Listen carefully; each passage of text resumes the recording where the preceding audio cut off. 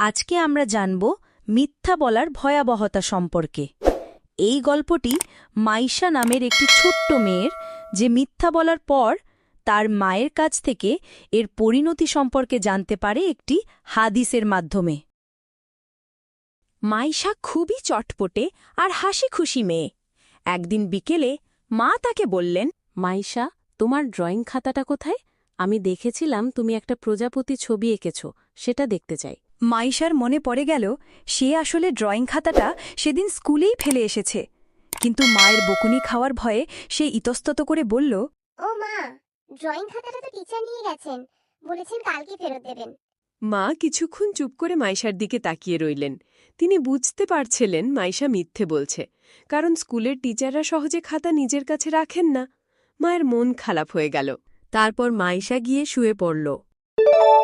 মা মাইশার রুমে গিয়ে মাইশাকে ডাক দিয়ে খুব শান্ত স্বরে মাইশাকে বললেন, মাইশা সোনা, তুমি কেন মিথ্যা বললে? তুমি জানো মিথ্যা বলাটা কত বড় পাপ? মাইশা মাথা নিচু করে রইল, কোনো উত্তর দিল না। তার ছোট্ট মনে ভয় আর অপরাধবোধ কাজ করছিল। মা বললেন, শোনো মা, আমাদের প্রিয় নবী হজরত মুহাম্মদ সাল্লাল্লাহু আলাইহি ওয়াসাল্লাম মিথ্যা বলতে কঠোরভাবে নিষেধ করেছেন।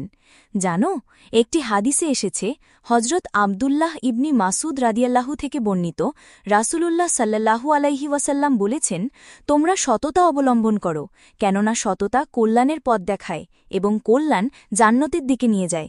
আর মিথ্যা থেকে দূরে থাকো, কেননা মিথ্যা অশ্লীলতার পথ দেখায় এবং অশ্লীলতা জাহান্নামের দিকে নিয়ে যায়।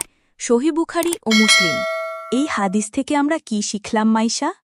শিখলাম যে মিথ্যা বলা মহাপাপ। এটা মানুষকে খারাপ কাজের দিকে নিয়ে যায় এবং এর ফলও খারাপ হয়। যে মিথ্যা বলে আল্লাহ তাকে পছন্দ করেন না, আর বারবার মিথ্যা বললে কেউ তাকে বিশ্বাসও করে না। মাইশা এবার মুখ তুলে তাকাল। তার চোখে জল ভরে এসেছে। সে বুঝতে পারছিল মা কেন এত কষ্ট পেয়েছেন। তার মিথ্যা বলাটা যে কতটা ভুল ছিল তা সে উপলব্ধি করতে পারল। মা, আমার ভুল হয়ে গেছে, আমাকে মাফ করে দাও। আমি আর কখনো মিথ্যা বলবো না। ঠিক আছে মা, তুমি তোমার ভুল বুঝতে পেরেছ, এটাই বড় কথা। মনে রাখবে, সবসময় সত্যি কথা বলবে। সত্য বলা কঠিন হতে পারে, কিন্তু এর ফল সবসময় ভালো হয়।